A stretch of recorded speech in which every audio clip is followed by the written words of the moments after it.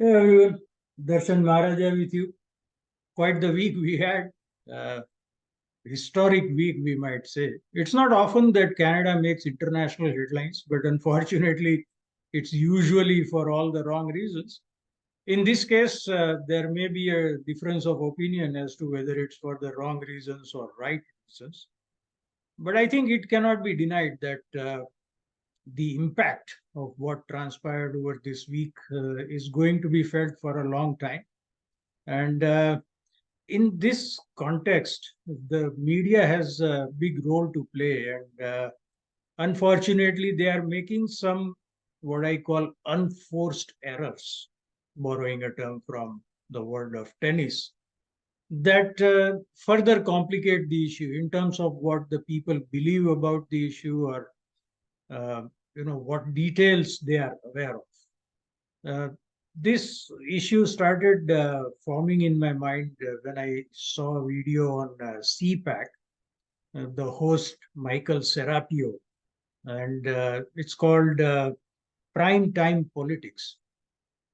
Now, this is the prime time. You expect uh, flawless quality in that. But right in the introduction, Michael Serapio had Stephanie Levitz of Toronto Star and Robert Fife of the Globe and Mail as his guests.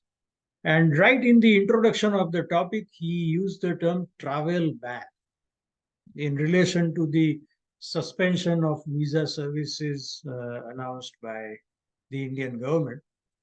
And frankly, I could not continue watching. I had to stop that video and decided to revisit it later because what has happened is not a travel ban. See, there are Canadian citizens who already have valid visas on their passport. They can go to India if they wish, and I'm sure they have plans. That's why they took the visa. So they can go to India. Then there is this whole other category of people of Indian origin. It's called OCI, Overseas Citizen of India. India does not allow dual citizenship. But there is this in between arrangement where someone can obtain an OCI and then they don't need a visa.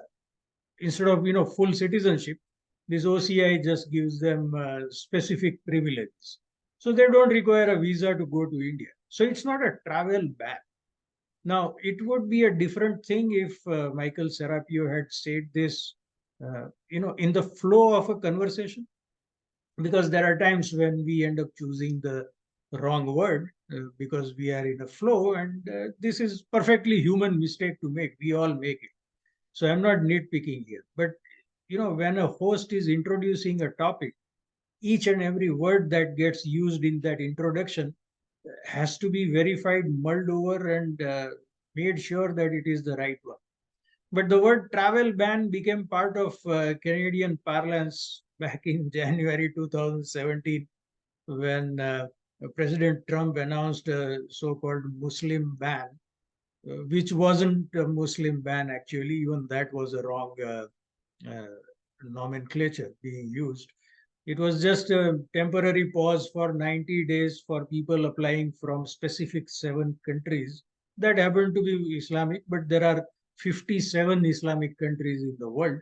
So it didn't apply to all of them. It didn't apply to Muslims that were maybe applying for a visa from non-Muslim countries, and not just in the West. I mean, India is a non-Muslim country, but with the second or third highest population of Muslims in the world. So it wasn't a Muslim ban, got called a Muslim ban, and then travel ban became a commonly used term in Canada. So they had to apply it here without bothering as to whether it's applicable or not. Now, this issue started, in my mind when I heard this, and then a couple of days later, I was driving and listening to the radio, one of the major radio stations in southern Ontario, where the host announced that he was going to talk about an international student who now cannot visit in India as she was planning to. And he announced this as a upcoming topic. And immediately I thought there was something wrong, because if she is international student from India, she is on an Indian passport, which means she doesn't need a visa to go to India. So regardless of whether the visa office is open or not, it doesn't affect her.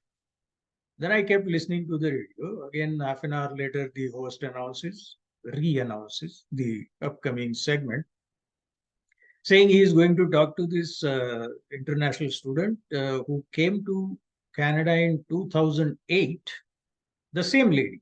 Now it transpires that she had come to Canada in 2008. So, okay, if she became 15 years have passed, so if she became Canadian citizen, how is she an international student?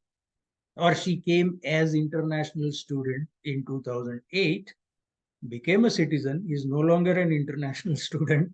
Hopefully, she works somewhere because the education was sufficient to get a job.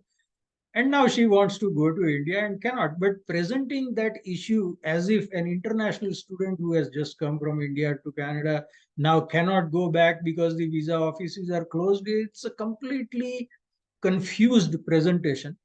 But the average Canadian who may not know all the nitty gritty and therefore may not be able to connect all the dots will get a completely different picture from listening to these introductions. And talk show is especially, a tricky ground, because someone may listen to the announcement of the topic, but not the topic itself, because by then they are no longer in the car.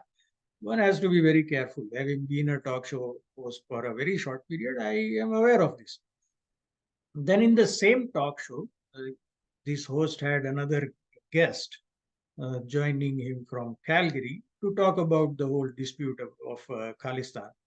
And the host asked the guest to explain the whole issue to his audience. Now, this is a bit tricky because the guest is going to be on air for maybe 8 or 10 minutes, and this is a huge issue. As a preface, how much time do you want to take? So the guest said that there was a dispute in Punjab about the allocation of resources with the government of India. And this was in the mid 1970s. And by the 80s, there was an attack on the Golden Temple. And then the activists who were demanding a fairer allocation of resources were attacked by the government. And that is what the issue is. Now, this is given the limitations. I don't fault the guest for this horribly incomplete presentation of the issue. There is much bloodshed and violence and on both sides, and discord on both sides. It is a vast subject, and it was unfair for the host to ask the guest to introduce that whole issue to his audience. He should have done it himself, because then also he would have been in control of what was presented to the audience. So these are, as I said, the unforced errors of our media. And unfortunately, as a result, people end up not knowing what they should, or end up getting a completely erroneous idea of issues. There is no travel ban, and Khalistan movement or Khalistan struggle or whatever you want to call it is way beyond allocation of resources with the federal government of India. So these are the things I thought about. I thought maybe I should share my thoughts with you. Let me know in the comments what you think, and I'll see you the next time. Until then, goodbye and take care.